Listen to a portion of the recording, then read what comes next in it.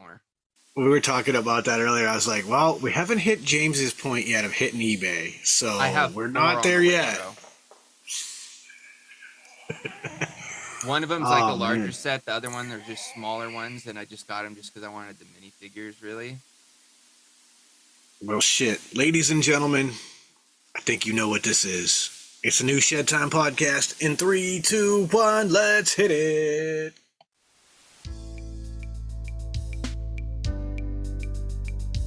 Ladies and gentlemen, I introduce you to Shedtime.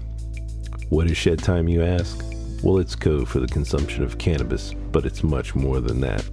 Shedtime's a state of mind. It's art, it's music, it's cryptocurrency, technology, it's food, it's vaping. It can be whatever you want it to be, as long as you're not letting the bastards get you down, not being a dick, and making it fun. When you're in the shed, it's whatever your mind allows you to create. So now let's get to the Shedtime podcast. We didn't get the air horn because it wanted to route the audio through the wrong place. That does not feel right. You heard it? Mm-hmm. Sick, because I didn't. So yeah, no, I was there. Ew. Now I hear it too. Now it feels right. Fuck yeah.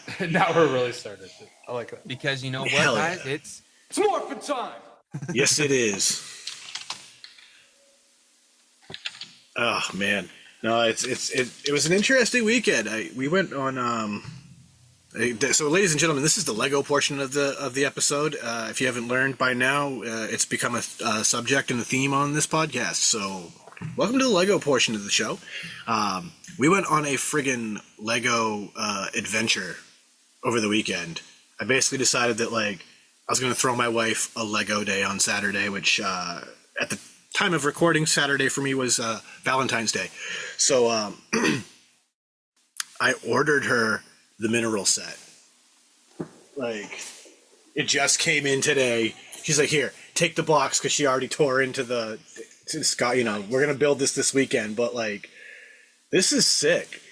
And what I liked about this kit, each set is its own book. So we can literally take a book each and build one set each, and then we can kind of collaborate on the last one. You want to know something even cooler, bro? There is an app called Lego Builder. They have this feature where you download the app, and say you have a group of 3 of us. You select whatever instruction for whatever kit you're going to build. Then you enter in however many people you're going to have build that kit, and it splits up the instructions for that set so you can all build that one set together.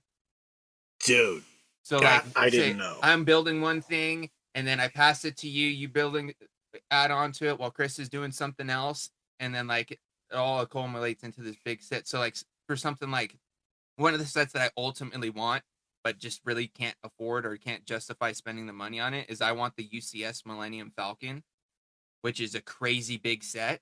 And that would be the perfect situation for that. You and 2 or 3 of your homies, throw fucking Star Wars up in the background. Everybody pulls up the app on their phone with their part of the instructions, and you just sit there, build, and just have a good old time. I love that idea. That's awesome. Because for Valentine's Day, because like I said, I made it a Lego day for her. We went out shopping, did our normal, Saturday shopping thing, and we found this guy. And so I bought her this. For the Harry Potter fans, it's the Monster Book of Monsters. And it moves. So it's got wheels and everything inside. And you pull this thing back, and when it goes, it chomps. This thing is kind of fucking sick. We saw it. I was like, if you want that one, I was like, I'll grab it right now for you. And she's like, yeah. It's the only one. It was the only one on the shelf. The fact that it does what it does is so cool, because I don't know if you'll see it on camera much, but I pull it back and then let him go, and shit's great. And that actually literally caused us to start digging out some of the stuff that we already had, because like we Yellow actually got this one Submarine? from her dad. This was her dad's originally, and so we're like, yeah, we have to take the Lego Yellow Submarine because that's just dope. This was the one that started it all for her. It's the little flying car from Harry Potter. Oh yeah, yeah, yeah. And then after that, she wound up getting this whole display that That's folds all in, Yeah, it's sick. and then you get to open it all up, and you get your little scene inside there. That's dope. Oh wow, that's cool. And then we've also got these guys that we've had since the old house that we've yet to build. But we got a mixtape and a boombox. There you go. Oh wow, Like- that's cool. Yeah, like these are not Lego brand. These are Brick Craft. So these are like the Five Below, quick snag things. But Yeah. like, what were they? 80 pieces, 94 pieces, and 96 pieces. So like a little 5-minute just build. But they're cool as shit. Yeah, it's like more like what they'll end up looking like more than the actual build being like this massive undertaking. It's like, let's be real, some of the ones that James has built, like those aren't you just built in 5-10 minutes. Those are No. like they take hours, right? Well, like dude, the biggest set that I had. not everyone's willing to do that, I guess. That the ghost right there at the bottom. For anybody that's not watching video, sucks for you because you're missing out on some cool backdrop right now. I'm just kidding. No, he's not. double It's ghost, sick. dude. That was almost 1,400 pieces. It's 1,394 pieces, bro. That thing took me like, I broke it up between like 2 or 3 days, and I did a couple bags each day. The Razor Crest wasn't much less than that. I think it was like close to. It was another 1,000 pieces. That one took me. I think I did it in like 2-3 hours. I just sat here and watched some fucking videos and just cranked it out, dude. It was a lot of fun, though, man. I've been enjoying myself. The book was, I think, like maybe a 40-minute build. And like one of the things that Lizzie pointed out that is actually pretty slick. Putting the red bricks to signify the back. There's blue bricks here and in here in order to like signify this is the front of the frame. Like, it's crazy because like this is not what I remember sets like this being, and it's like the articulating pieces that are on this, like all these little teeth that move. Dude, they've definitely not only upgraded the instruction books to make them way more user friendly. Because, dude, I remember building back in the day, and they would just give you images, and some of them would only be a couple pages, bro. For like multiple bags.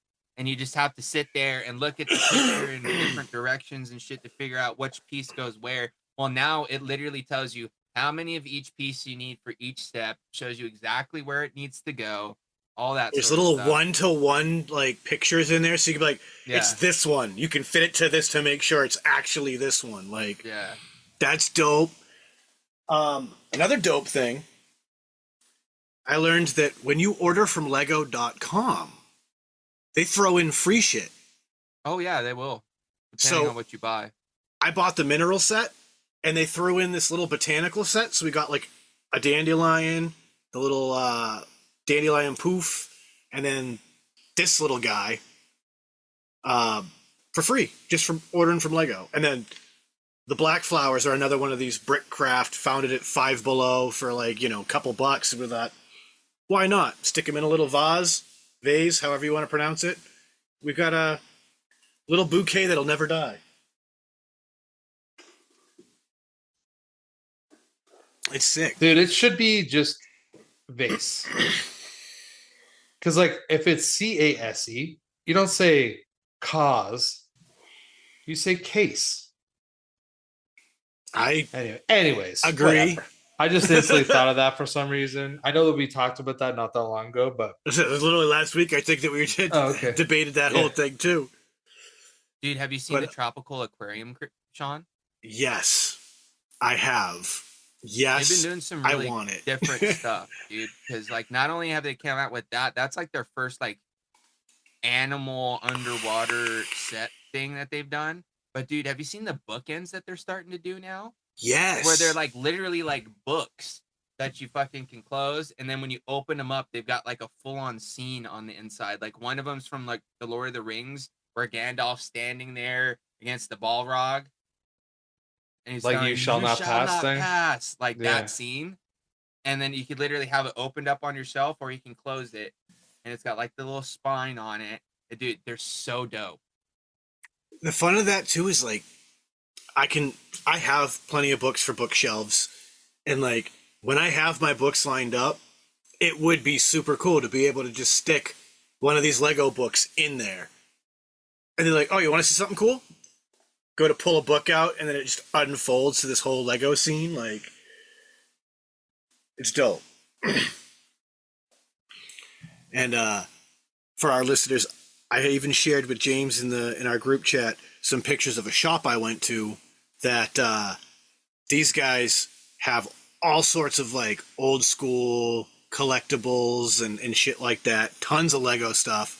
One of the coolest things I found in there was this dump bin of loose Legos in little bags. And the idea was like, fill this bag for $6 and fill this one for 10, something like that. And so you can, if you need pieces for something you're working on, you can root around through this table, find whatever pieces you're looking for, and start filling a bag. Or, as I had seen in there, some people were like building whole small sets. Like, there was a full on built Batmobile just chilling in there. Like, I could have feasibly picked up this whole built Batmobile, slid it in like a little $10 bag, and walked away with this whole set. I was like, that's cool as shit. I'll have to get video because we're trying to check out a toy store that's in our downtown area. They put it in an old retired bank. Yeah, you were telling me that, the Lego vault.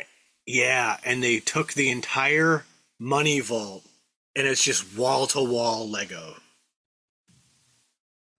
Allegedly, it is the biggest Lego collection for sale like that in the Northeast, possibly U.S. But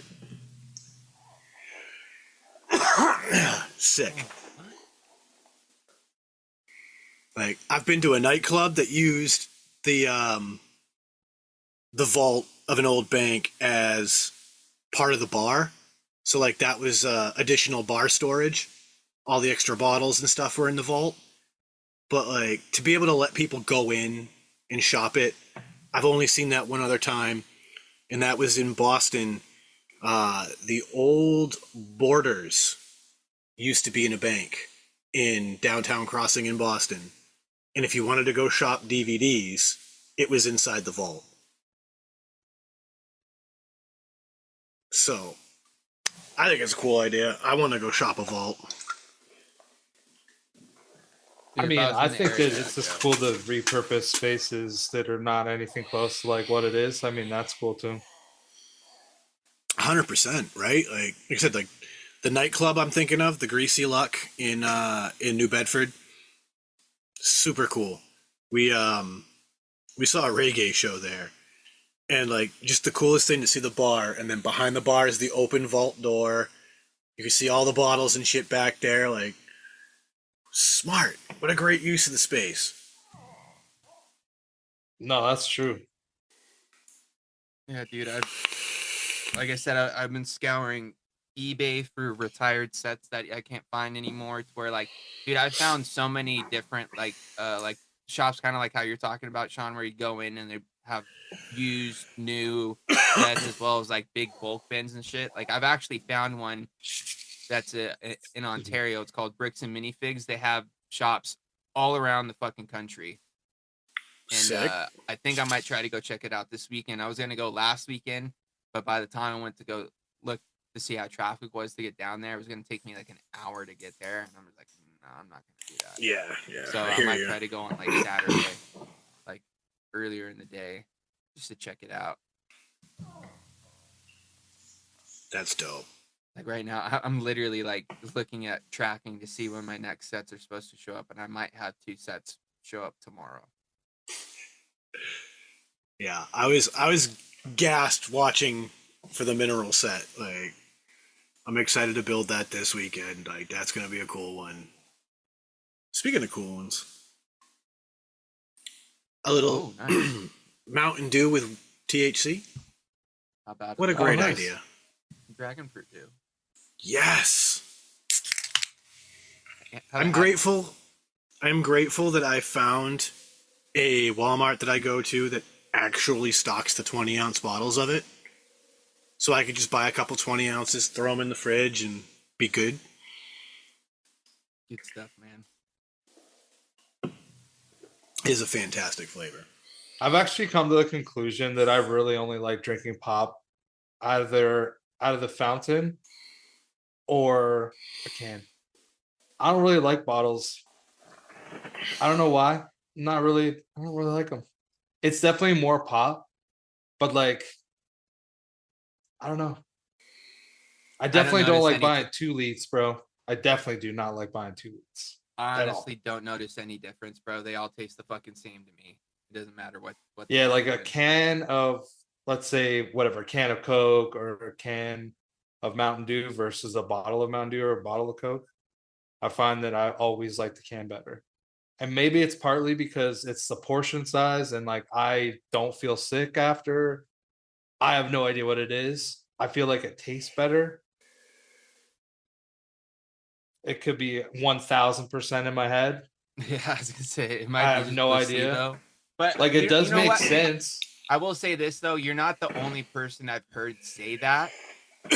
But anytime I hear someone say that, I always think it tastes the fucking same to me and everything. You It know what doesn't. I I think could about take it this too, can, James? pour it in a cup, and it tastes the same as if I poured a 2 liter in a cup. You know what I mean? Oh, so yeah, no, I definitely don't think that's Yeah, yeah, it's weird it's for me. I don't exactly the know. same to me. There's no But you difference. know what it's like? I remember people were always like, "Oh, dude, give me e-liquid in glass bottles all day. The fucking plastic bottles are like whatever." And I'm not sure if I ever really noticed the difference, but there wasn't that much stuff that I was really vaping in glass bottles all the time, and then started to like get in plastic bottles. Because to me, that makes me think like, oh, maybe it's a different lab, and that definitely will make things different. But I can maybe see like people that are very sensitive to it, maybe or like they vaped 100 bottles of this in a glass bottle, and then all of a sudden it's like a plastic bottle. I could see maybe there being a difference. I am that guy, entirely that guy, and I can speak to this with some actual evidence. Um, there is validity to what we're talking about. Well, I'm The sure there is. storage container that you're storing liquids in will affect the product inside. Yeah, dude, because even glass bottle pop, not Mexican Coke. That's what I'm saying. Like where I live now, I don't know if you guys remember, but like years ago when I come here, every pop was in a glass bottle. So if I got like Barks, it'd be in a glass bottle. Coke, Sprite, 7 Up, whatever it was, always in a glass bottle. And it always tasted different than when I was at home drinking it out of a can or a plastic bottle. Always. Yep. Like when it came to the e-liquid, I was fortunate to be friends with the maker of the national brand that I was vaping most at that time, which is Beantown e-liquid. And Beantown Vapors, when they had to switch from glass to the plastic, a lot of their longtime customers all said the same thing. It's not as flavorful as it used to be. And what Steve, the owner of the company, had to do was actually adjust the flavorings a little bit, bump everything up just a hair. And I can couple that with talking to a organic scientist who was able to confirm that plastics are porous. So because of that, plastic chemicals are migrating in and out of the product that it's stored in, but also those pores in the plastic are capturing the tiniest particles. And so I'd say to the average person, there probably is literally no noticeable difference. It's minute. But like you're saying, Chris, for somebody who maybe vaped 100 bottles of the same flavor through glass bottles and then suddenly was in plastic, they might actually notice this doesn't seem as present. You know what I mean? Like the flavor's not as upfront as like it maybe is. it's not as clean, if you will. Right. Like the only way I could say it is that like everything tasted slightly muted in flavor before he made the adjustments for plastic. And so with all of that in mind, I have to reason through logic that the same goes for drinkable liquid, right? Like I would say the average person probably would never notice the difference, but for some, there probably is a slightly discernible difference between a aluminum can, a glass bottle, and a plastic bottle. I know It's like people even with beer, right? Like there's people that won't drink beer out of cans and they'll always drink out of bottles or vice versa because the container does change something. Like I could see how it would. I could also see how other people don't notice because other people don't notice like their coils burning out. Other people don't notice that, they just drip over another flavor I think that's it. This might be part of it too. Is some people just might not give a shit. that You know what 100%. I mean? Like, Yeah. Oh, that's a bit true. you know what I mean? I think that's part of what it is for me. It's like I could really care less what the fucking thing is that it's in. You know what I mean? It tastes almost exact. Like I said, it tastes Mountain Dew exactly tastes like the Mountain same Dew. to me. So for me, I don't even think about it. So it's like, with that being said, is that if I'm not thinking about it tasting different, then it's not going to taste different. You know what I mean? It's true. Yeah. So for someone like you, Chris, who's like, you notice it, you're obviously thinking about it whenever you have like a bottle or whatever, to where you're like, oh, this isn't going to hit like it does out of whatever, because that's what you prefer. I totally get where you're coming from. I just think it's kind of crazy because like I personally don't notice a difference, but I have definitely heard other people like yourself say that they notice one. Yeah, I like mean, Baja Blast out of a can to me smacks so much harder than Baja Blast out of a bottle. Like Dude, that's probably one here, of the most okay. noticeable ones. This is where I'll say that I do notice the biggest difference. Fountain to everything else. to prepackaged, I agree. That's the biggest thing I notice the difference is. I always think fountain is usually better than if you're getting it in a can or a bottle, unless, of course, the syrup's low. You have to say, which is also slightly ironic because it almost completely annihilates what I was talking about. Because in a fountain, the syrup is stored in a plastic bag. So, like, it kind of annihilates my thinking. But then you've got the factor of it being mixed together. And also... Well, the mixture is also going to be a little bit different. Like, isn't that like something to do with like Coke or not Coke, McDonald's? Like they juice McDonald's up their has stuff their a little own bit. specific formulation of Coke. And they store it in metal containers that are So continuously chilled. Different. Yeah. They also carbonate it slightly more.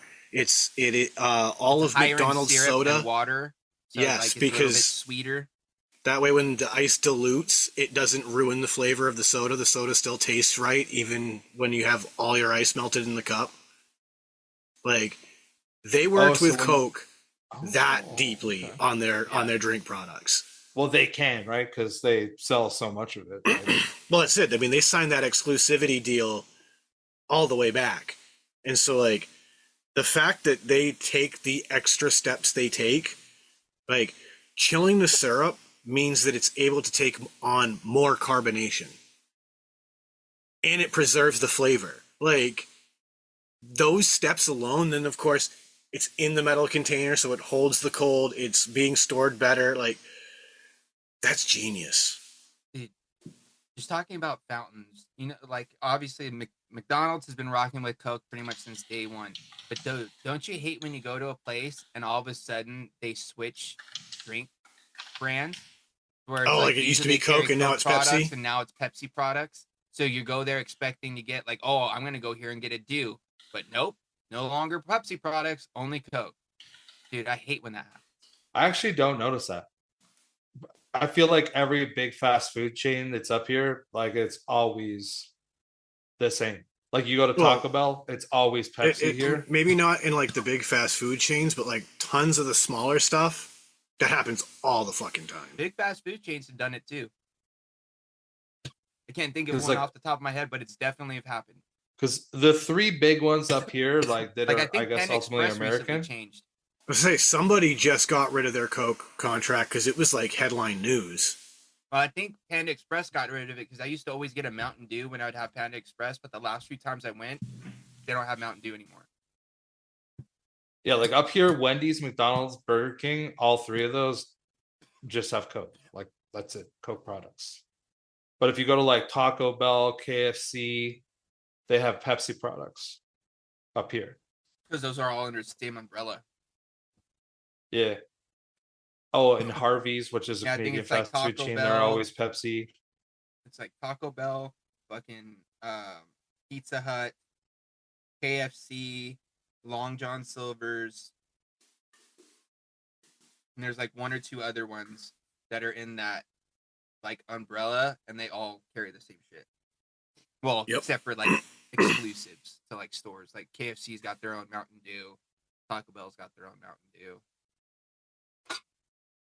I don't know if Pizza Hut does. Dude, I haven't. The last Pizza Hut I saw, which doesn't mean that there isn't Pizza Huts in Canada, like there clearly is. But the last one I saw, dude, was like shut down and abandoned. Dude, I haven't I seen one in used to forever. love the Pizza Hut buffet, dude. I too was a big fan of the Pizza Hut buffet. I don't. Dude, I ate at Pizza Hut, I think maybe 4 times in my entire life. dude, I don't remember the buffet at all. It's like the most mid pizza, but just the idea of a buffet pizza was like, yeah. I and the I shape just of the remember stuffed buildings- crust. the shape of the buildings were so iconic too. Oh yeah, that's why the abandoned one I'm talking about. Like you know exactly what Yeah, it was, dude. It exactly. looks They all dilapidated look as the fuck, same, but you dude. know it was that. Yeah, because it literally like the Pizza Hut logo, like the building looked like the logo. Yep. Yeah. Actually, on this note, dude, the other day I was on like X and I saw like this abandoned KFC, and it's like one of the original KFCs, and it's an enormous KFC bucket. I can That's see what that. the building looks like. Like it's probably been closed for over a decade. But dude, the like people, urban explorers went in and they like broke in and shit. And dude, like the stock room downstairs was still filled with like tons of buckets, all their little fucking napkin things. There was like the trays, everything, dude. It's like all of a sudden they're like, we're just not gonna go there anymore. Just leave it. It doesn't matter. But I've never once in my life seen a KFC that was the shape of a bucket. And I instantly was like, why aren't almost every KFC looking like this? It looked amazing. Like it looked Because so Yum cool. Brands owns it, and it's that bullshit ass shareholder, corporate money hungry bullshit. So everything is a boring, bland box now.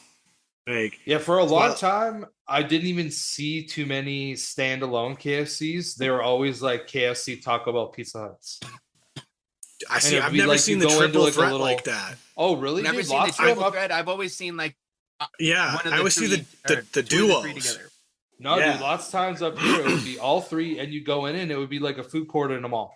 So there'd be like the 3 separate counters, all the shared dining area, and you could just go. So if like you Oh, wanted to get see- Taco Bell and your homie wanted to get this, and your other homie wanted to get that, all three would be That's- under the same house. That's crazy because like that's not how it would be here. Like you would No. go to a duo and you'd walk up to one counter and half the menu on the board is Taco Bell, half the menu is Pizza Hut or KFC. Oh, you see, really? You see those a lot in like rest stops, stuff like that. They'll have combos in there a lot of times. But yeah, even just like the restaurant, dude. We had a similar thing with Carl's Jr. out here for a long time. They used to have a fucking like like combined deal with this place called Green Burrito. Never tried anything off of that side of the menu, but it was there, and it was the same thing. It's like you go to Carl's Jr. and you could also order whatever they had from Green Burrito on the fucking menu. And there would never see, be I always thought that was so a full weird. menu, which I always thought was annoying. Yeah. Like your Taco Bell would have all the you- big classics, but See- but some oddball stuff wouldn't be available. Well, the thing about that is like you'd be able to get whatever from Carl's Jr., but it'd just have like a little section of some Green Burrito items. You know what I mean? It wouldn't be like a half deal. It'd be like all fucking Carl's Jr. / Hardy stuff, and then Green Burrito.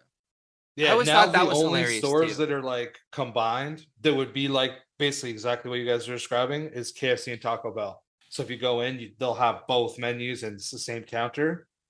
But like a really common thing up here would be like half of it's like all one big building, and there's 2 separate counters, and one side's Wendy's, the other side's Tim Hortons.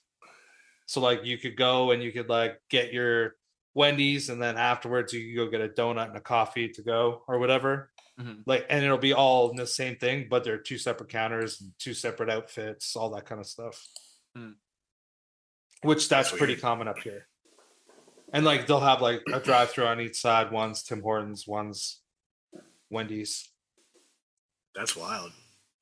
I mean, it sounds efficient as fuck, but Yeah, actually, like even in the town closest to me, like the Wendy's I go to, or the Tim Hortons, if I were to go there, I don't really go there. But if I were to go there, they're in the same building. Like it's one side's one and the other one's the other. But it's like a shared seating area or whatever. yeah, interesting. That's different. That's not what I get and around honestly, here. dude, it's not even like there's other stores that really partner up that much, not around where I've been, like not in Southern Ontario or like in PEI now.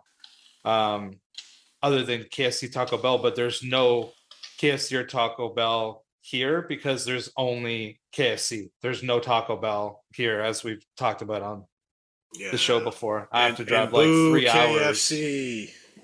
Yeah, KFC is trash, bro. Give me There's, fucking like- Popeyes all day. like, but there's no yeah. Popeyes here either. Popeyes beats the bag off it. I would eat Chick-fil-A over KFC, and I have. And I Oh, despise I Chick-fil-A. 1000% would. But there's a chain up here called Mary Brown's Fried Chicken, and it's like, it's really good. Sir, you know what you need in your life that I don't think you have in Canada yet? Do you guys have Dave's Hot Chicken? No. Sir, the Dave's Hot Chicken experience. If you like spicy chicken, I do. That's all I would get at Sir. Popeyes. oh my god, because it's the Nashville hot style chicken. So they're making true Southern fried chicken, and then they're taking whichever spicy sauce you want from like, I think it's 5 or 6 levels from the mild all the way up to like super atomic or some dumb crazy name like that, and they dunk the entire fucking piece of chicken into this hot oil, put it on a piece of bread, a little more oil on top, eat up. And it So is it so Nashville hot good. chicken? That's like a wet fried chicken, right? Yeah. It's like they fry the chicken, then they dip And it then in it's sauce. like And a- then, Yeah, pretty they much just- like they- a giant boneless chicken wing. oh, Yeah, okay. they dunk a huge piece of chicken, and it's Because not I've like seen wet advertisements like before where they're like, try our Nashville hot chicken. And I'm like, well, yeah, like it's not like wet like a buffalo chicken wet, but it's wet. Yeah, like it's soaks in a little bit. It's Yeah. not like, okay. Like there's So still it's not crunch. as saucy, it's more oily. yeah. Yes, it's more of Okay. a because it's more of a hot oil that they're making with like all the spices, and then they give it a Okay. quick dunk, and they put a little more of the oil on top, and then Little drizzle. you tuck in, and so good. When I was at the old shop before the company I'm with now, we would once every month to 2 months, we would literally send a kid one Friday 45 minutes north to the nearest Dave's Hot Chicken to pick up a huge order for everybody for lunch and come back, because He was an hourly kid, so fuck it. Don't clock out. You're getting paid to go pick up chicken. Yeah, and It like was he didn't worth have it. that important of a job that like you could lose him to going to get chicken for an hour and a half. Yeah, I mean, he was training to install lights on cop cars, so like he wasn't leaving a car abandoned. He was, his trainer was Yeah. working, and he was just going to do some work for us. And let's be honest, homie was a pothead, so he didn't mind 45 minutes one way to just take a nice smoke break, like get his mind right, get his stomach ready for lunch. So like it was a good deal. We tried to get the youngin at work to do it at this shop. He wouldn't bite, even when he was hourly. But well, this kid cries when we send him 5 minutes down the road to pick up lunch, so it's not a problem Dude, anymore. I would beg to do those jobs. That's Right? mindless shit, bro. Like what? Where you Well, let me go? How far? Dude, I used to love it. I used to work at this one golf course, and like I was one of the few people that could drive a manual truck, and like the secondary course truck was a manual truck. And so I got to go on tour some days, and like I would leave the shop at like 8, get back at like 1. Because I'd be like touring around, going to this golf course, dropping this off, picking up something there, taking it somewhere else. Also, I could come back with whatever parts we needed or whatever machine we needed or whatever. And like people be like, "Oh man, I don't know how you even handle doing that. Like that'd be so shit." Be like, "Are you kidding me, bro? Think about what you just did. I got to drive around smoking cigarettes, getting paid. Like what? That Yeah, is just unreal. jamming some I tunes. would kill for someone to fucking get that job every day." Like, I mean, I won't lie. That was almost my Monday this week, and it was pretty sweet. Cause like, yeah, like it's a nice switch up too. Like, especially if you're normally doing like, should you really have to pay attention? I'm not saying that you don't have to pay attention when you're driving, but man, it's just fucking driving, man. Like well, yeah, that ain't that it's much attention. I'm not building quotes and reconciling spreadsheets. I was driving in an hour and a half one way through some of the best scenery that the state on the East Coast has to offer. Because I was going all the way to the tip of Cape Cod. Like, I don't care that it's winter. That was a great ride. It was worth it to get down there, do the job I had to do down there, to talk to my customer down there, and then get that same ride back. I will say, very disappointed because on my ride down, I'm like, oh, hey, dispensary.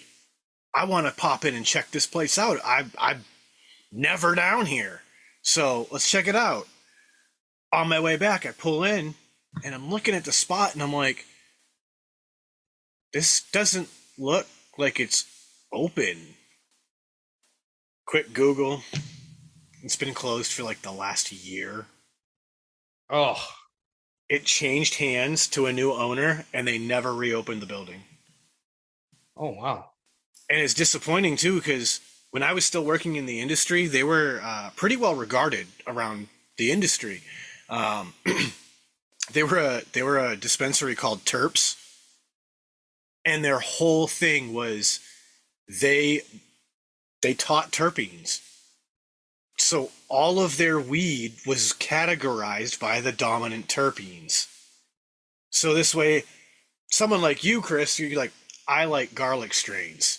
You could walk in there and be like, what do you got that'll, a garlic fan likes?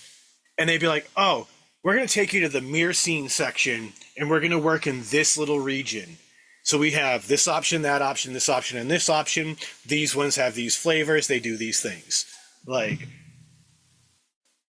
banger of a concept. It's such a shame concept.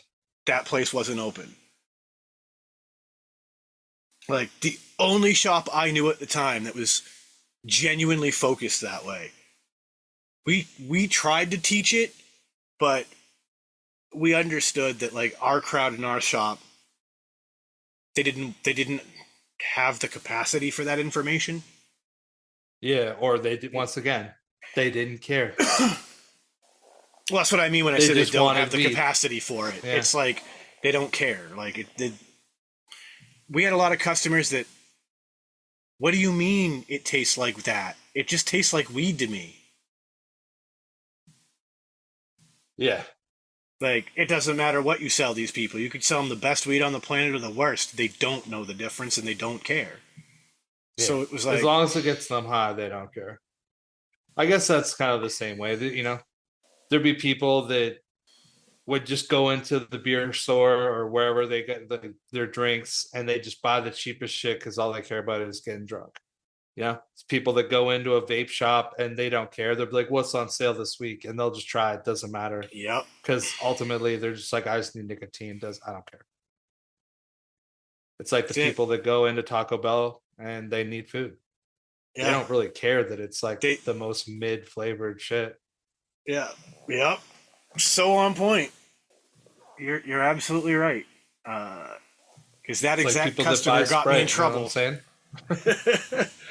Yep. That fucking customer got me in trouble in a lot of jobs. You're absolutely right. Because I'm the guy who cares too much. I mean, So. I've been there with lots of things, even if it's just like talking to people about stuff and I'll be like, oh man, no, you got to try this. Like, this is incredible. And they're like, dude, I don't care about like whatever new RDA you're going to get, or like, I don't care about this or that.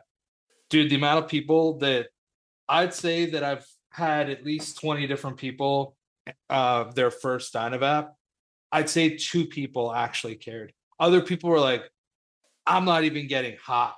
I'm like, you're not getting hot? Uh, what are you doing that you get hot? Oh, I'll just smoke a joint. But you're not getting high right now?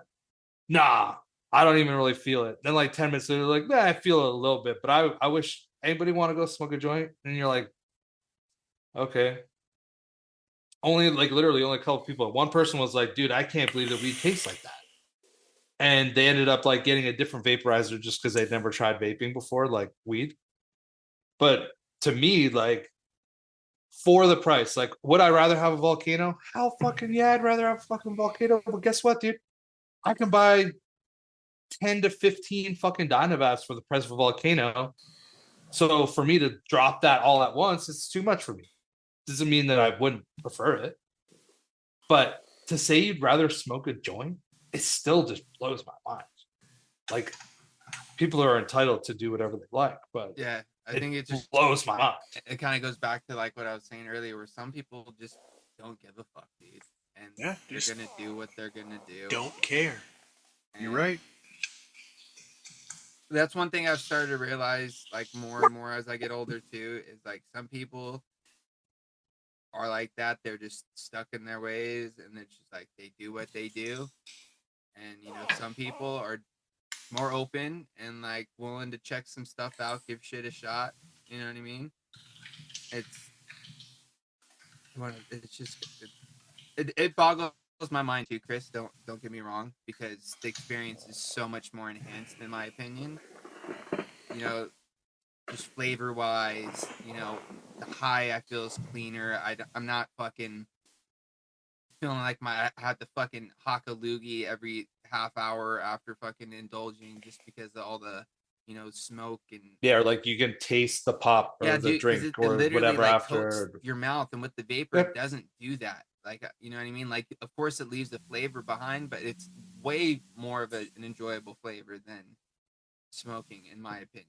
You know what I mean? Yeah, Like, like you that's could smoke a why. joint, then you could eat a piece of like candy, and after the candy kind of clears, you still taste the joint. Oh yeah, If you vape like the weed, you just taste the candy. I don't even really taste like yeah. after I vape like 2 hits off of my like e-liquid vape, I don't taste the weed anymore. Yeah. It's it. It's just crazy, dude. I was gonna say something and then I fucking blank because I'm honestly lit. We'll talk about that in a second, because dude, I don't know if it's because I finally fully charged my Puffco or the stuff that I've got recently is just really good. But dabs have been hitting me on a different level lately. But anywho, uh, vaping, kind of a volcano. Oh, this is what I was gonna say. Because dude, this is the other thing. This is like the flip side of what I'm saying is I miss smoking joints. I do. I miss rolling up. Like I used to love rolling up, bro. That was like one of my favorite things, dude. Like, and let me tell you what, I could still probably roll a mean one right now if you wanted me to. You know what I mean? But after like that, like, because dude, I did it when last time we met up in Ohio. I rolled a couple for Liz while we were there, and one of the first ones I rolled, I was like, you know what, I want to hit it just to see if it's, smoking nice, I'm hoping it will, and of course it did. But right after I like let that hit go, I was just like, damn, dude. I was like, well, my mouth's fucked for a little while today. Like I just knew like everything wasn't my flavor, my palate was gone for like at least, the next hour after smoking. You know what I mean? Oh, Oh yeah, 100%. easy. Easy. So it was just like, fuck, dude. And then I knew like I was gonna kind of feel it a little bit in the morning, maybe. Like because I think I might even took another hit later on in that night. And then I woke up the next morning and just like, and it was only like a hit. Like I think I only took like one or two hits. Like I didn't sit there and smoke like chief the joint down. But dude, I do miss the ritualistic aspect of it. I still kind of get that when I do the volcano. It's just I'm grinding my weed up, packing up my my bowl. You know what I mean? Filling the bag, sitting here, session on it. You know what I mean? Like that. I still kind of get that session experience that you would get if you were smoking a joint because you could sit here and kick back for a little bit and indulge. You know what I mean? And then you could just fill up a couple bags. But I do miss. Honestly, I just miss rolling, dude. That's what it is. I just miss rolling fat dubes. Nope. I know exactly what you mean You know what I because should start doing, bro? This is what I do. I'm just gonna start buying papers, and just when I'm gonna fill up my volcano, I'm just gonna roll the weed up in a joint first, and then just after I roll up a nice joint, just fucking cut it open and then put it in the volcano. I mean, Just honestly, $2-3 for a pack of dude, papers they're to just cheap as shit, and it's not like I'm gonna do it every time. But whenever I got the urge to just roll up a yeah, tube, I like should honestly, honestly, I should start doing that, bro. it's not a bad idea because literally last night I made some pasta. I had some leftover jarred sauce from using it for something else that we had done, and so like I was taking the last little bit of Parmesan cheese that was in this bag, and I was rolling it just like a joint, giving it that good smooth tuck, and I was like, I haven't rolled a joint in so long, and I can tell that my hands just naturally still want to do it every time, and I'm like, I feel like once you learn how to roll a good one, like it's one of those things that like riding a bike. You know what I mean? It's yeah, just you like never forget.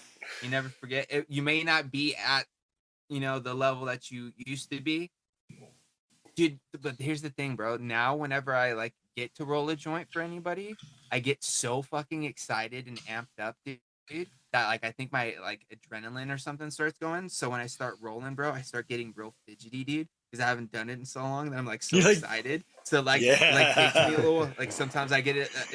Takes me an extra time or two to actually get it to tuck and then roll over. But dude, it's I still mean, fun. I enjoy it. you're saying all this, and I my like brain's doing like, things with my hands, man. yeah. Joints, Legos, other stuff. It's a Some stuff we can't talk about on the podcast. No, I'm just kidding. hey now. I mean, listen. At least you know you're healthy. I just checking for cancer. That's all, Ma. Just Dude, checking you for did that right cancer. when I was taking a drink, bro. Almost shot out my nose.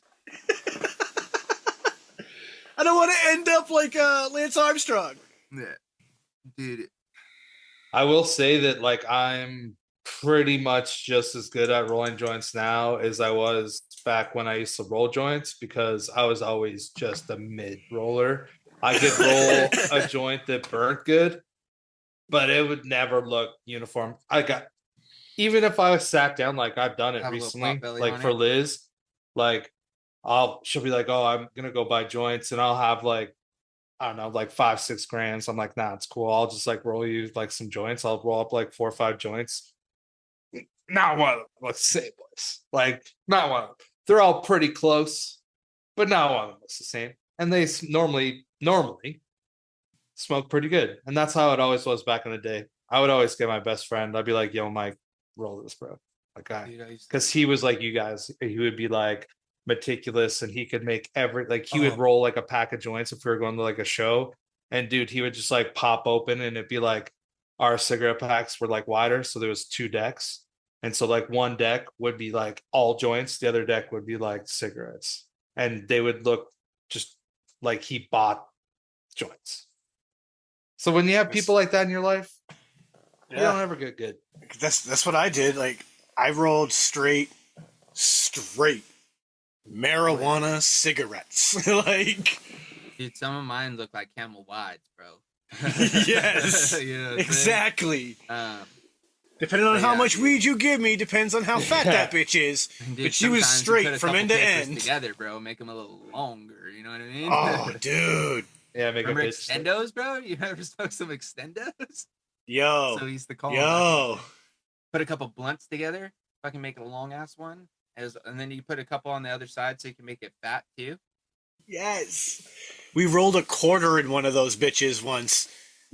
I'm going to tell you right now, if you are a blunt smoker and you are listening to the Shedtime podcast right now, don't waste a quarter of weed rolling it in a blunt. It tastes like shit after like a third.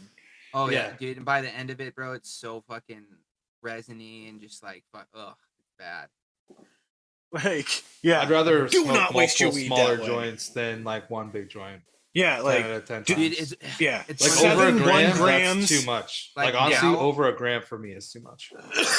It's one of those things with me. Like now, as like an older, man, and like I think back about like the stuff that I did with like just the amounts that we'd smoke, just in ridiculous things, and ultimately we're only going to get so high at a certain point, and a lot of times shit would get fucking wasted at some point, whether it end up on the floor or it wouldn't be burning right, so it's just sitting there burning and no one's even actually getting to fucking hit it or whatever the fucking thing may be.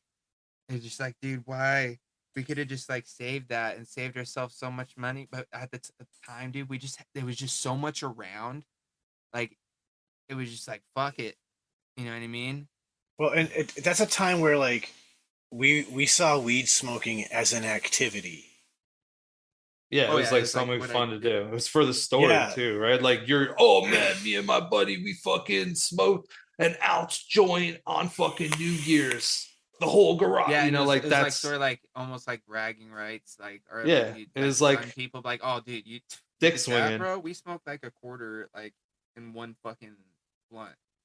Yeah, or like you have like somebody has that fucking it would like a circle and it had like 5 different bowls in it, and you'd like make a bong and you'd put that bowl on it and you could like fucking, you'd be like, yo, I'm gonna fucking do all 5 of these bowls on one hit, like one long hit. Dude, and you'd spin it like a revolver, like the next one, like bro, with joints or blunts. We play like baseball, bro, where you'd have to go 9 innings, where you'd literally sit there, hit a joint, and you'd pass it, and have to go all the way around the fucking circle before you could let it out and take another hit. Yo, and whoever was the last one standing after 9 rounds or 9 innings, would win.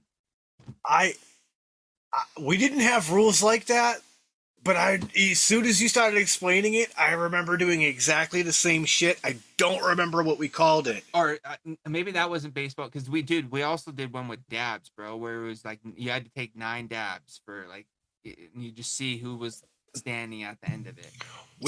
We just called it doing suicides. Yeah, we called it doing suicides because the idea was that like you were trying to see if you could take the whole rotation.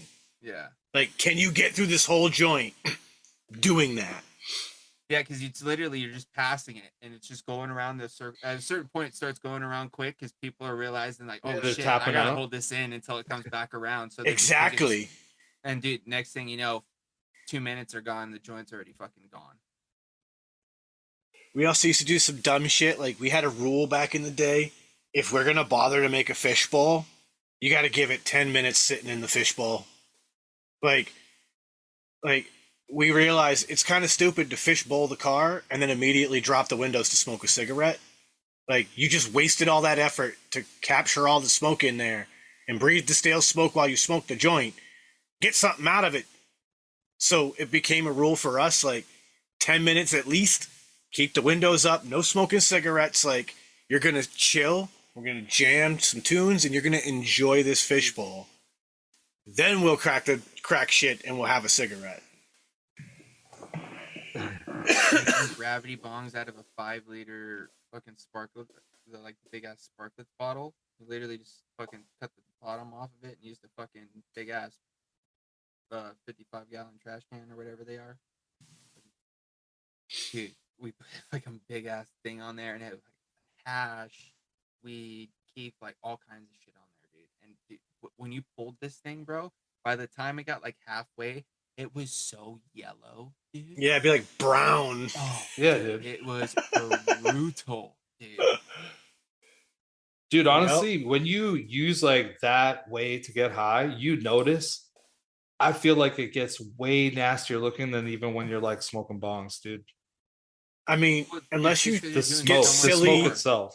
Yeah. Well, I'm saying, unless you get silly, because like we back in the day, one friend, their parents had a 6-foot acrylic bong, and we decided to get silly and smoke weed out of it, but use it as a steamroller. Oh. So we just took the bottom off a 6-foot bong, plugged it by just pushing into the floor, milked that bitch, made it just as browny yellow gross, and then we'd pick that shit up and just Yeah, and like and fall on the floor and die. Right now, I kind of feel like I had fucking. You brought me back, dude. Because one time I had like an 8-foot fucking acrylic bong one time, dude. Milked it all the way to the fucking top, dude. And at the end of it, I think I ended up throwing up. Yeah, you deserved it. Oh, bro, it was so bad. I could just feel it. I feel the feeling in my chest and in my fucking stomach right now of all that. Oh, dude, they were so brutal, bro. I mean, this was back when we were smoking like swag too. Like we didn't have go weed back then like this. So oh no, that time. With oh, gravity, dude, I think can't we were doing it imagine. with just like whatever, just because it was around. I like legit can't even imagine doing some of the things I used to do like as a teenager in my 20s with how good weed is now. Whew, things would have been a little bit different for sure. Yeah. Like smoking like, you know, fucking half quarter in an evening when you just go to your buddy's house to like fucking watch a movie, maybe play some video games, and you smoke like a half quarter all in bongs while you're there. I can't imagine doing that shit now with the weed. I'd just be blasted, bro. I would be basically just falling into the couch, watching the movie, and never playing video games. Because like moving my heads would be too much. That was life in the trailer park from my age of 16 to like 19. When I sold weed, I had the homie Will. Will would call me up. Yo, I need a daily. I'd sell him and ate the weed. I'd have my head bag, and we would hang out all day and just smoke weed. Every day. Like, and you're right. Like, you didn't get shit done. You just blasted all the fucking time. Like, yeah, dude, and it would be only worse now because like the weed's way better. Yeah, when and I like was James was saying too, like James said earlier, like you're only gonna get to a certain level of high. Then you're plateaued. Like you aren't getting any higher, no matter what you keep telling yourself. It's just the same highness, but you're getting tired. Yeah, It's you're like, just trying to high maintain level's still here, it or but something. your overall energy is just going every single time. Not to mention that like that was that era again of like the weed wasn't like it is now. So like you're smoking like that, you're getting fucking headaches because like you smoke too much of this just not that good weed. Who knows what fucking bullshit was in it? Maybe that's why you were getting the headaches in the first place. But like, yeah, it's so crazy to think about that shit now. I mean, shit, I'm cooked from, a little nug. What, maybe half a gram? That'll get me through my entire night. I come Yeah, I home think from work. that one dab. That's all I need. I Yeah, think dude. Well, half a gram is like 3 Dynavaps. That's basically what I'll hit every evening, like 3 Dynavaps. Sometimes I'll get a little bit more into it. If I'm like playing Fortnite late, I might have like 4 or 5. But Oh like, shit, Saturdays, bro. I'm cooked all day. dude, I I'm only still try to doing. not, because I don't like to drive high at all. So I try to take care of my shit and then I come back and I'll get high. So sometimes I'm not done taking care of my shit till like 3 or 4. So that's the first time I'll get All high. right, so You know what I mean? you make a fair point, and so I will adjust what I said. I'm getting stoned all day. I am cooked once I'm done, but because like I will, without a doubt, like we'll get up on a Saturday, have coffee. I might hit like one of these carts once or twice, go shopping, take care of the groceries, come home, do the chores around the house, hit one of these again once or twice, go about the rest of the day. But then like once the chores and shit are done and the errands are done, the small fucker's getting loaded and we're getting cooked the rest of the day. I'm probably eating at, because usually the last thing on my Saturday errands list is the dispensary run. It's like, Yeah, all right. honestly, that's mostly See? for me too. I'll go to the grocery store. I'll fucking do a couple other things. Actually, after I go to the dispensary, then I grab a coffee for the way home. That's like where it's a little different. You know what's hilarious is I'm the opposite. That's the first thing I'm doing Saturday morning, bro. If I'm going to the dispensary, because I want to go early, get in before fucking people get there, and take up all the good shit. You know what I mean? Because dude, there'd be times where I'll go and like they're clear out of all the Bear Lab shit by the time I get Yikes. there. Fuck, Dude, because like I'm assuming you have a lot more dispensaries to you, like close to you. Like for me, dude, I bet you any Not money really. every morning the dispensary opens, there's people waiting in line. It's Yeah, like I had it. it's like the liquor store now. Like I I gotta see drive at people that least are just 45 waiting before it minutes opens. either way to get to a dispensary. Yeah. It I trips me out though all the time. I'm like, bro, you're waiting in line. Just go at the time they open and just fucking. What are you waiting in line for? it Shit it blows my mind. what so what would Sometimes they have happen? early bird specials, dude. Yeah, what would happen for us was we would have like 5 or 6 people who, if they were trying to hit us like on the way to work or on the way to their next destination. So it was like, if I am to wait until you open, I will not be here until many hours later. And I want that joint for later now. Like, shout out to my man Fred. I love Fred. Fred was a daily customer from basically week 1 in our dispensary. And Fred was just this old dude. Like, Fred would show up some days right before we open, some days right as we open, right after we open. But he was always good to come in, try a joint, and then he'd come back after work, buy another joint. Every day, you could count on Fred for 2 joints. And it was cool because like you knew that was the move. Like, for what Fred did, Fred was like landscaping or construction, something of that nature. Like, like he was a blue collar dude. So he'd show up in the morning on his way to probably his first job, pick up a joint from us for lunchtime, and then after work, pick up a joint for when he gets home. Shout out to Fred. I wonder if like he was like didn't want to be driving around with the other joint all day at work or something. That must be why, huh? No, Like because why he would have come? smoked it.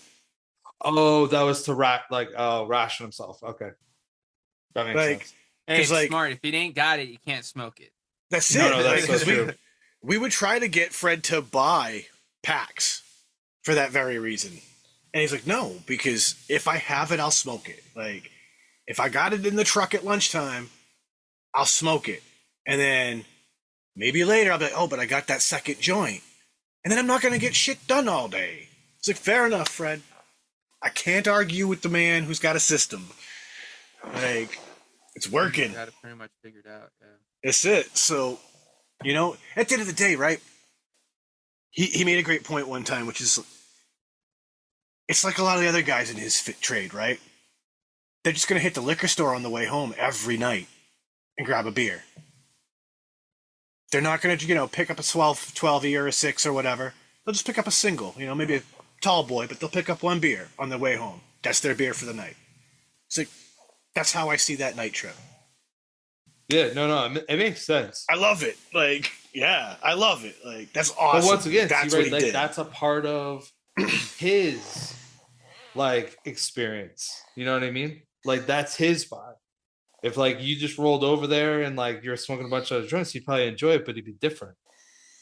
Because like his vibe is like he just gets one at lunch, smokes it, one after dinner or something. Yeah, and he's also that guy who he doesn't fucking care. It all tastes like weed to him. Like he doesn't give a shit. You could sell him the $6 joint or the $10 joint or the $15 joint. The only thing he's going to tell you is that $15 joint made him cough a lot more because it had all the keef and shit in it.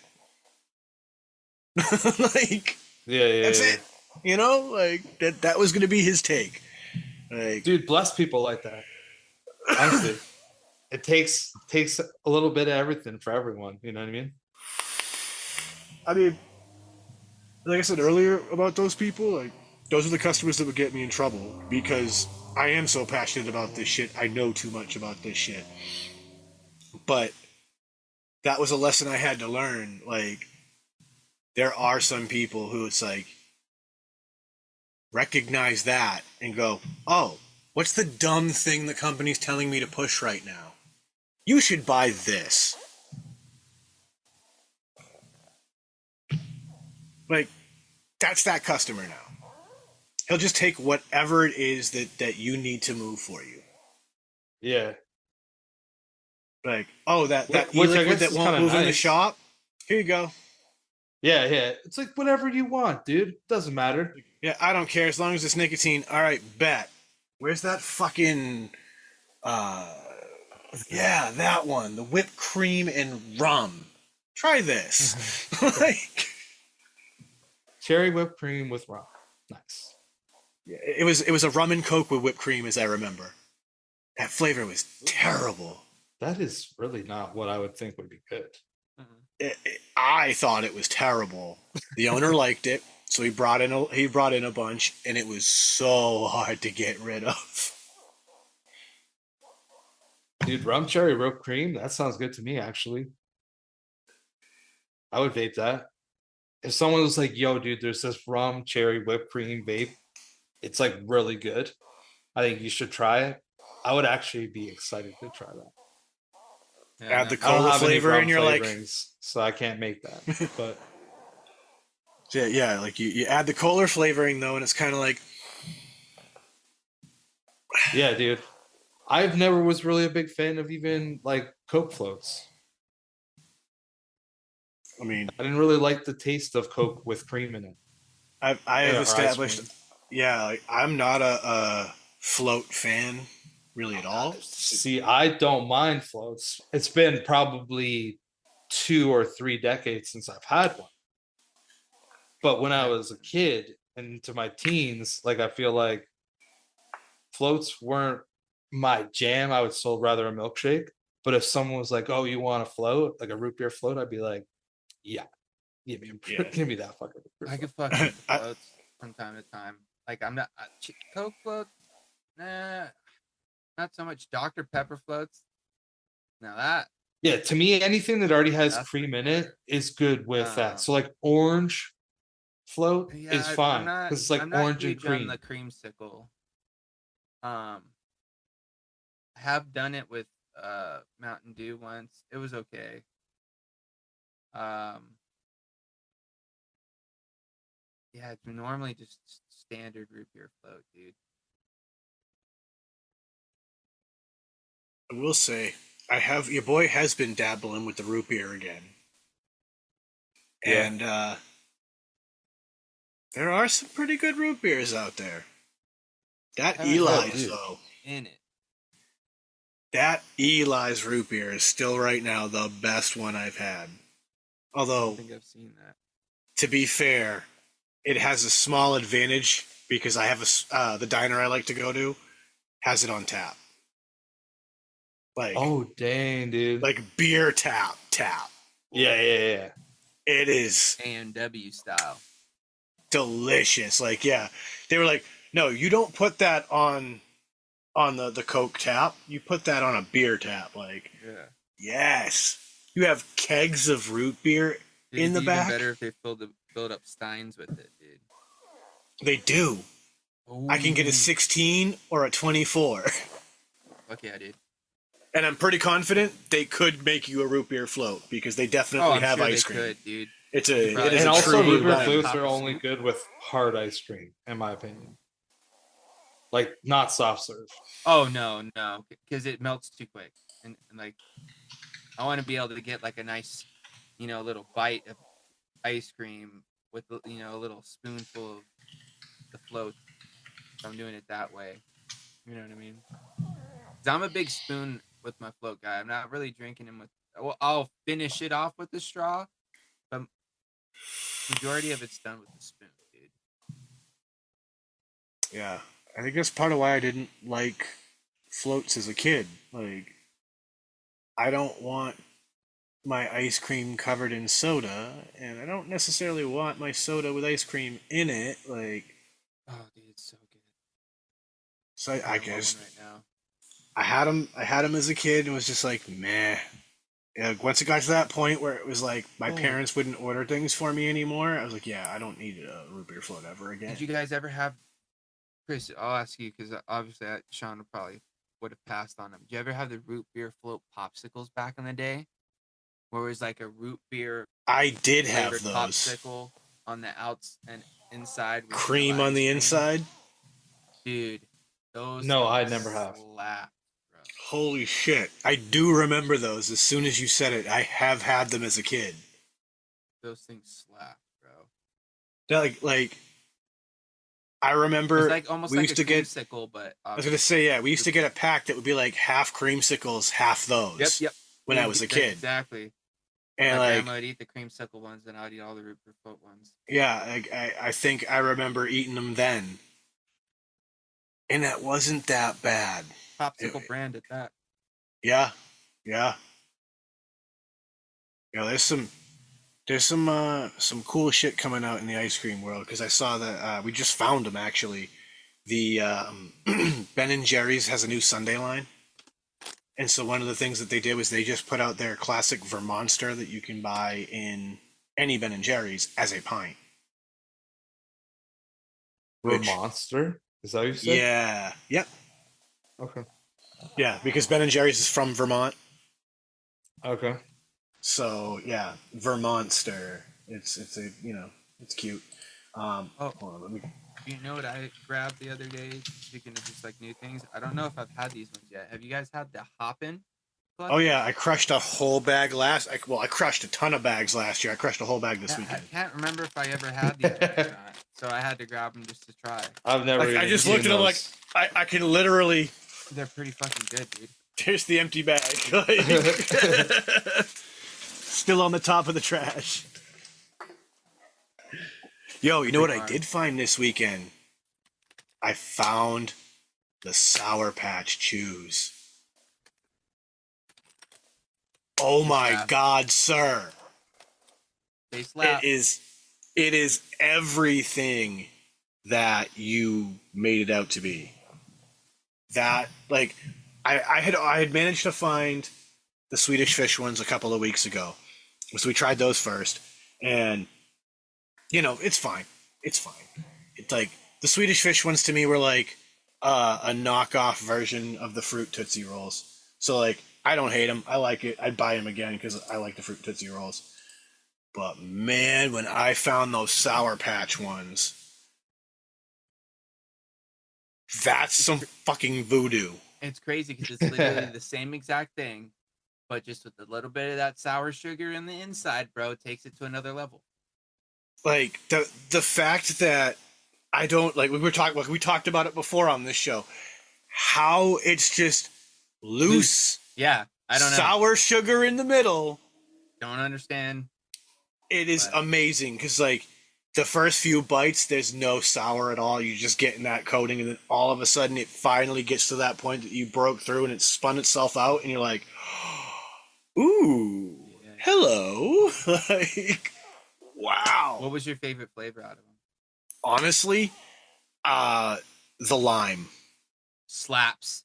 So bro. good. Oh, I'm Chris, I can't wait for salivating you to thinking time, dude. about the lime right now. Like, 'Cause I know Chris is a big lime fan for Sour Love it. Patch Kids, dude, and that one Yes. honestly I think is the best one in the bag. But dude, surprisingly, bro, the orange hits, dude.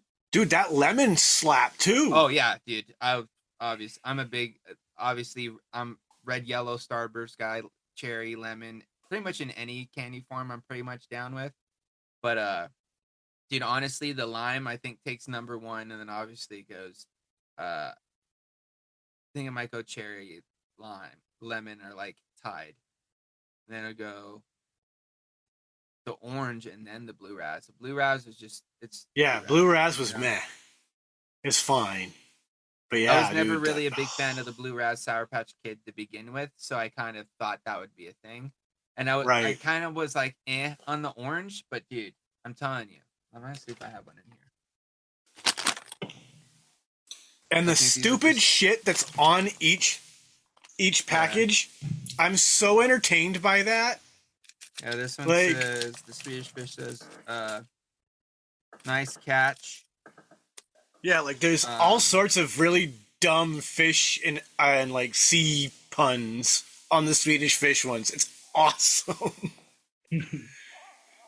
The sour patch ones, they're what you expect. It's like sour on the inside. But like, I think that would yeah. be a cool experience, though. As a person that's definitely ate my fair share of fucking Sour Patch Kids. I mean, I think the other great thing is we all know you eat a full bag of Sour Patch Kids because you're getting carried away at the movies or whatever. The way it's gonna rip up the top of your mouth from all Don't do that, that. sugar, it ain't doing that on those Don't do that, chews, bro. and you're It gets- getting all the flavor experience that you want, and that whole like when you get that pocket of sugar and you start like chomping on it, something about that experience is kind of cool and special. It's Like, it's not only what's you on getting the a- inside that counts. That's what's Yeah, like- see, like I love this silly little shit that's on all of the wrappers. It's great. But And I feel like the Sour Patch Kids ones are softer.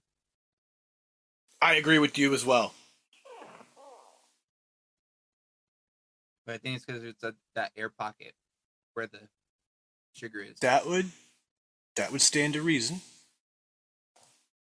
But in the world of lemon things, we've chronicled over the last year my experimenting with venturing into lemon bakery goods again.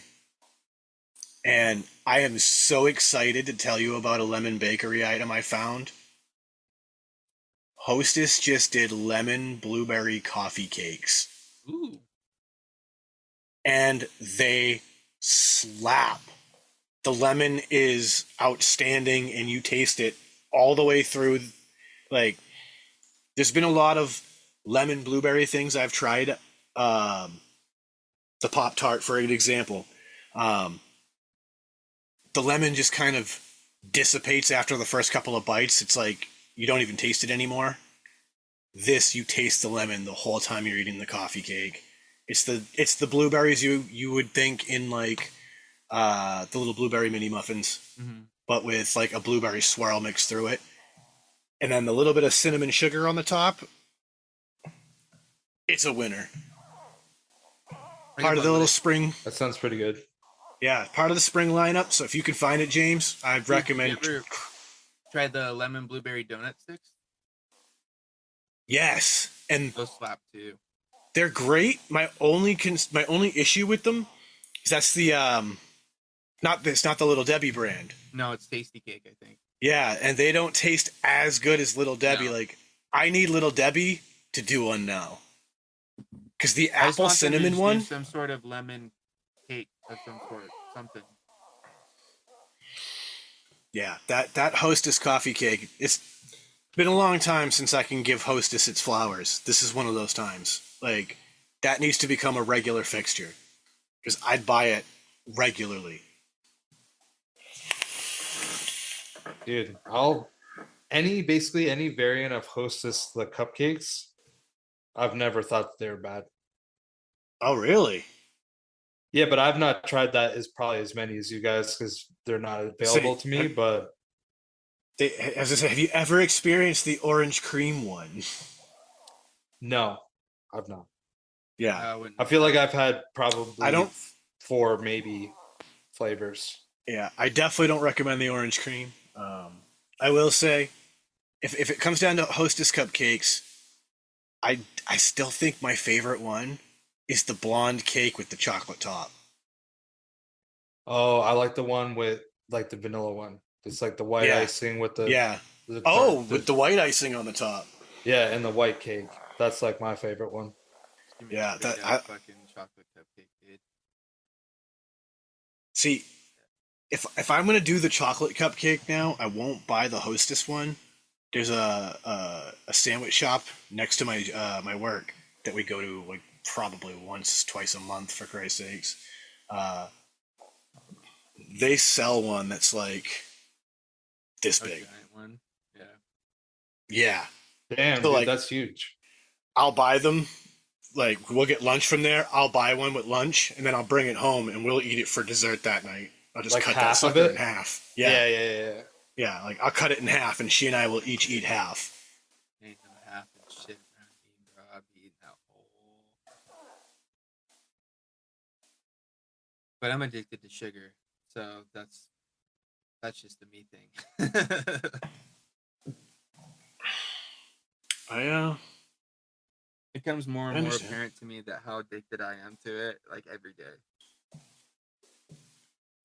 I actually watched the thing because obviously like I'm back in the gym again, so I'm spending a lot more of my YouTube viewing on fitness content again, and I watched this video. This dude wanted to run an experiment. He basically did some research, kind of figured out like based on the science what the ideal diet would be for like a total reset. So the idea is that the diet he designed is strictly to reset your brain's relationship with food and for you to stop viewing food as a pleasure item and just a fuel source basically. Oh yeah, I've heard these theories before too. And so like the idea is 30 days you get what's it? Chicken, rice, no, chicken, potato, carrot, broccoli.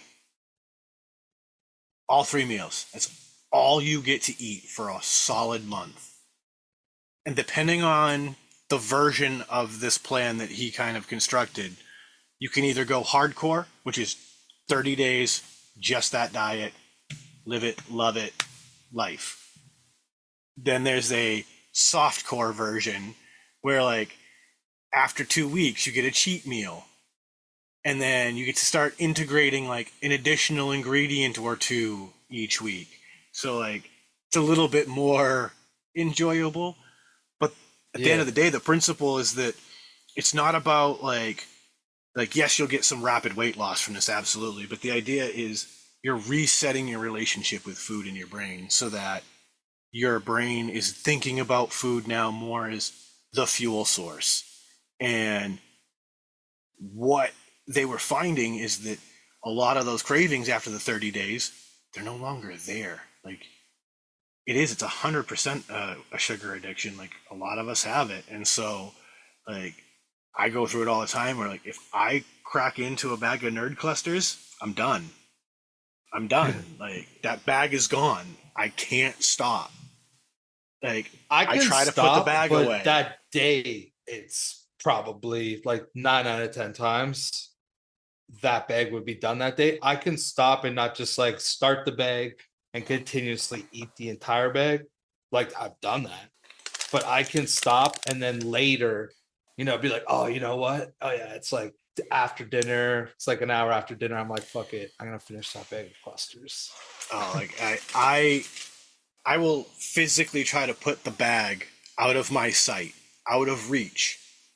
And because I ate some, the taste that's lingering in the mouth, I'm like, where did I put that bag? Like, I do that all the time. it's bad. And like it's the reason why I stop at the bag I stop at, because they make that like giant bag, and I'm like, if I ever bought that, it'd be over. It'd be the biggest mistake I could ever make to myself. Like, I would eat 3 days worth of calories in that one bag and have nothing to show for it. And I'd do it in one sitting. I would just sit here watching YouTube, like, Story Yeah, of my you'll life, eat it dude. like a meal. and then go eat a meal because it's not filling. There's nothing of value in it. Like, Yeah. I understand the addiction. I have it too. It is a hard thing to battle. I'm not trying to do this dude's crazy diet. That's for damn sure. Oh no. But it was interesting to learn about it and to Yeah, I see mean, the you can results. always like implement whatever you like and take little bits of that, At little the end of bits the of day, this. it it it stands to reason that for someone in my position, I would benefit from some degree of a reset with my relationship with food. I'm working my way towards that now because, again, going to the gym, my brain is starting to think like, all right, I just put in a workout. I need to eat certain things in order to refuel my body from what I just did. So I'm Yeah. getting there. And to be able to do this a day from now or 2 days from now. Like, I You need know? to do this again. So exactly. So like I'm starting to try to do that and implement those thoughts, but it's a process. Like, if it weren't for the dumb things that like my brain is now thinking about these days, like I was learning about how hard it is to grow your forearms. And I was like, all right, I kind of want to take on some forearms training now. Because, like, one of the best ways to train forearms and grow your forearms is like an ancient Chinese technique. Take a Is it when you bucket put a full of string rice. and you like, have you ever seen, I remember I've done like, that. It I had sucks. a buddy that would do that all the time. He was like trying to get like bigger hands and bigger Yeah, arms, like you forearms and get stuff. stronger So grip he strength. would be and- like going like this with like a weight on a string, Yep. and he'd like like wind it out, wound it. He would wind it all up, and then he would just like slowly let it down Slowly as well. bring it back Like, down, and I was yep. like, "What is?" And then I remember trying it, and I was like, "Damn, dude, It my fucking hurts. forearms are fucking starting to bro. bark at me here." They burn. The old ancient Chinese technique is you just take a bucket full of rice. Big fucking bucket full of rice. 50-pound do bucket what? of rice. Just stick your hand in it. Turn your hand through the rice. The resistance of all that rice, the deeper you get in, it becomes harder and harder to turn your hands inside that rice. And you're able to get okay. forearms, fingers, hands training, all of that just by being inside this bucket full of rice. And I'm like, really? You go to the Chinese market for $10, you could probably get that 40, 50-pound bag of rice. Then you get $5, 5-gallon bucket from the home improvement store. And you've got the best forearm grip training that you could have. Like, it's worked for centuries. Ninjas and shit used it. You know what I mean? Like, Yeah, dude. And like I've seen That's- them like fucking get shit broken across their arms and stuff, or like for real. they'll like slam through stuff with their forearms, like blocks Well, of there's wood. a little bit of some, not 100%, accurate. A lot of the bricks and boards that they're using aren't necessarily the hardest. Yeah, bricks. they're made for that, 100%. But there are definitely some dudes out there that dude, there's some Thai Muay Thai fighters, bro, that so, I've seen videos of dudes. They're literally out in the fucking forest or wherever, in the trees, and they're literally kicking trees, bro. And I've seen a dude literally kick a tree down with his bare fucking shin, dude. Not like a fucking super thick tree, obviously, but even then, like, fuck, dude. These guys are fucking about that life. 100%. Like, one of the dudes I was watching was, studying different ways of forearm training. One of the other things he was doing was punching sand. Again, another just ancient Chinese technique, but you just, a bucket full of sand, and you spend time every day punching this sand. But at the end of the day, what all that's doing is it's making tiny micro fractures in your knuckles, which in turn is healing and getting denser knuckles going. It creates thicker skin on the fingers and everything, so that way you don't feel being, the thousands of razor blades as you keep punching the sand.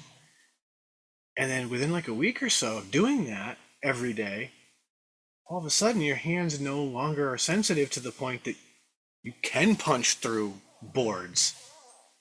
So like the more you train that shit, like those Muay it Thai makes sense. fighters and shit. I watched the fuck is his name? One of the like top strongmen, Eddie Hall. He took one of these Muay Thai fighters. He took one of their kicks, but he's straight shin right to the back of his leg. And like this is a dude who's like, Eddie Hall requires like, what did he say? I think it was like 6,000 calories a day just to sustain his muscle mass. And that's if he just sat there motionless for 24 hours. He still needs 6,000 calories to sustain his mass. Like, he's that big, he's that much of a beast. Dude is, lifting 600 pounds and shit and throwing it around.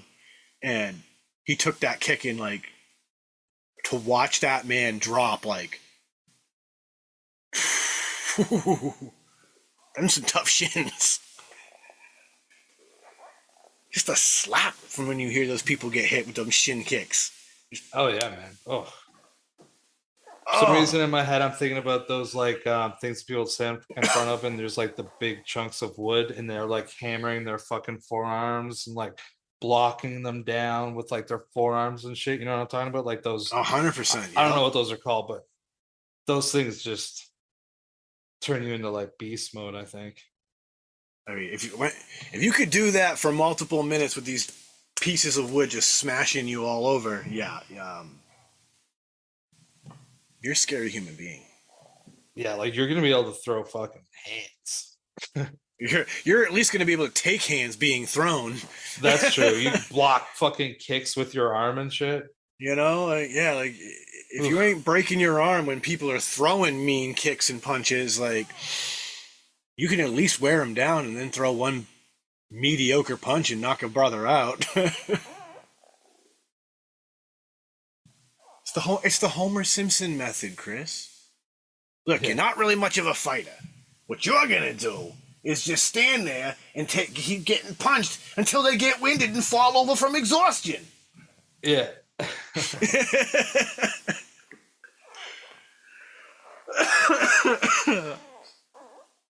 That's awesome. And with that beautiful reference and piece of nostalgia, ladies and gentlemen, it's about the end of our time. So I want to thank y'all for tuning into the Shedtime podcast. Please do check out shedtimepodcast.com. It has links to steelvalleyvapors.com where you can use the code Shedtime and get yourself 15% off anything you find on their website. So with that, I'm going to send it on over to Uncle Chris. Well, thanks everybody for tuning in. Appreciate you. As always, go to shedtimepodcast.com. Check it out. Give us a like wherever you can. Spread the love. Tell people about it. So that'd be great. Of course, if you guys ever have any suggestions or if there's any people that are prospective guests out there, just hit us up an email and we could probably arrange something. So I think with that, everybody be safe. Have a good week. Live your best life. And I'll throw it over to James. As always, huge shout outs to all the Shedheads for you guys' continuous support. Make sure you guys are leaving those 5-star reviews, like, subscribe, follow on whatever platform you're checking it out on. If you need to find any info, you can just go over there, shedtimepodcast.com, hit the links for everything that you need over there. Of course, I'm gonna end it as I always do, sending out all those positive vibes. Chris by vibes. Don't forget to tell somebody you love them. And as always, a little bag or dab will do you. That's a fact, ladies and gentlemen. So one last time, you can find anything you need at shedtimepodcast.com. Links to, of course, Seal Valley Vapor, and of course the merch store, as well as the Patreon if you want to support the show. So with all that, I'm going to tell you, don't let the bastards get you down. Be cool, don't be a dick, and whatever it is that you do, try and have some fun, because it's the Shedtime Podcast, and it's time to blow one up and blow one